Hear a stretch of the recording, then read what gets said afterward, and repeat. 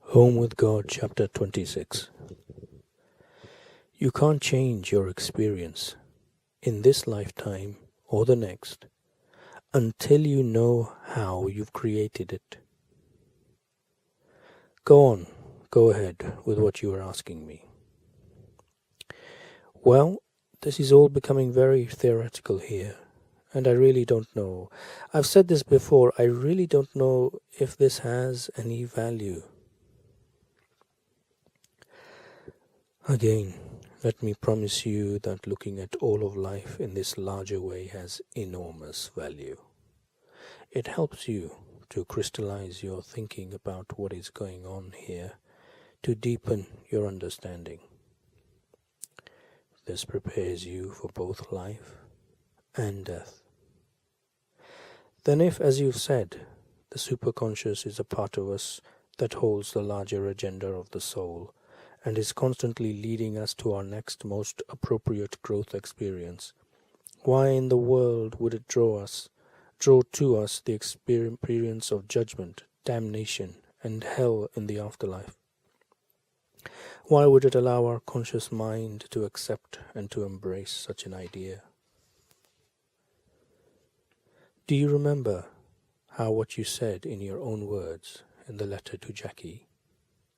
I think so. In that letter you said, sometimes the soul chooses things at a subconscious or a superconscious level that it would never choose at a conscious level. You said that it does this in order to fulfill its larger agenda. So you're telling me that the larger agenda of my soul is to experience judgment, damnation, and hell? That may very well be the larger agenda of your soul. And remember, your experience of hell involves nothing of what you call suffering. Still, if there is such a thing as a superconscious, I can't believe that it would deliberately choose to cause me to experience hell with or without suffering. Besides, you've made a great effort to explain to me that we experience at the moment of our death what we believe we are going to experience. You told me that our afterlife experience is thus a result of conscious choice. Now you're telling me just the opposite. Now you're telling me that it's the result of my superconscious choice. Which is it? Both. Both. Consider the possibility that it may be the choice of your superconscious to create whatever you choose to create at the conscious level. Why? Why would it do that? Perhaps so that you may come to completion in experiencing and feeling what you know about yourself, which would be that you are the creator of your own reality. The superconscious part of me is going to allow the conscious part of me to experience myself in that way as a creator, even if what is being created is bad for me. There is no such thing as good and bad. They do not exist in ultimate reality. Good and bad are judgments made in the mind. Who cares what I am making the judgment? Where I am making the judgment? If I'm in hell and my mind says this is hell, that's enough for me. It's not going to matter to me that it's all in my mind. All that will matter to me is what I am experiencing. It's not going to be very important to me how it has come to pass that I am experiencing that.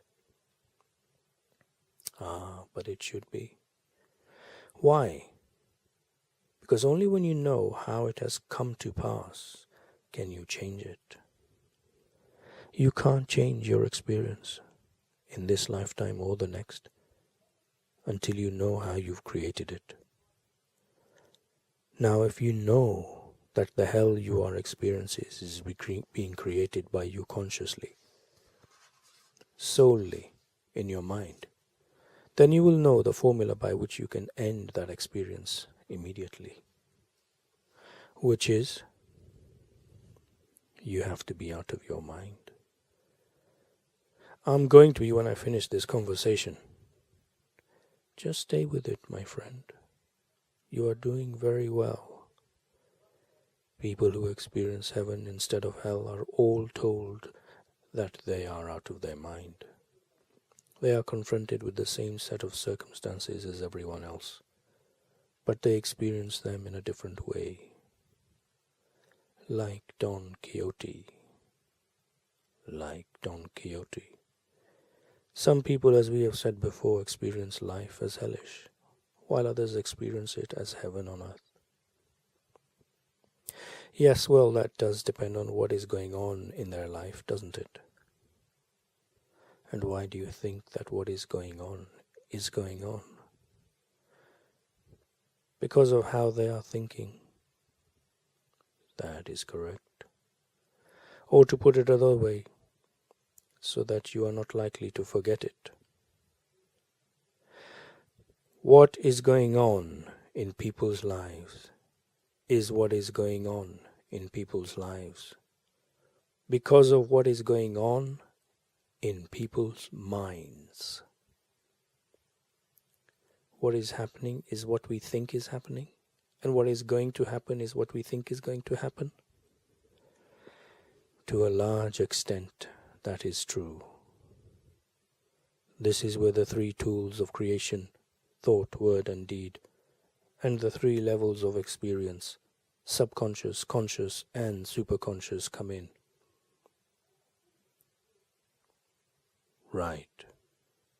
And thought is a very powerful tool because it is used at all three levels. What about words? Aren't words used at the superconscious level? Isn't that how the superconscious communicates with us? No. Words are creations of the mind. When you move from the conscious mind to superconscious awareness, you will find that there are no words for it. If you move to this level of awareness in meditation, during sacred dance or ritual, or by some other means, you will find in that place that there are only feelings or vibrations. When most people feel something, they immediately explore that feeling with their conscious mind and try to put it into words. This may or may not be useful. The master does not impulsively do this. The master simply feels the feeling, allows the feeling, and experiences the feeling fully. Then the master decides whether there will be any benefit in trying to put that feeling into words.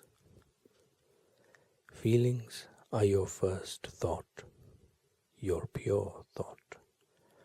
A feeling is a wordless thought. It conveys a great deal without saying anything. Feelings are the language of the soul. Words are your second thought. They are your attempt to conceptualize your feelings by translating them into audible utterances. Words are the language of the mind. Masters have a feeling and often don't give it a second thought. This avoids all manner of life complications. It makes the path less arduous. Actions are your third thought and are often an afterthought. They are your attempt to physicalize what you have conceptualized. Actions are the language of the body. By the time you put feelings into words and words into action, you may have lost a lot in the translation. The master knows this, which is why the master is very careful and moves with great deliberation from one level of experience to another. If he moves to another level at all,